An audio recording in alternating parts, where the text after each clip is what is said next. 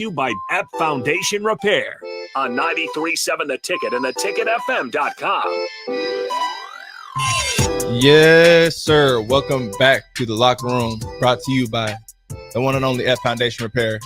You know, Epp is incredible. And I've said this before, and you'll hear me say this probably day in and day out, just because of the love and respect I have for the company. You know, there's no better in the business to fix your foundations. For me personally, fixing concrete, right? So lifting that up if I have any trip hazards, if I'm getting water in my basement, if my house is settling, I'm starting to see cracks around the facilities or around my home. It's usually because of settlement, you know, and that happens a lot during droughts. And so Epp is really good, has a lot of really good crews that will, you know, take care of that.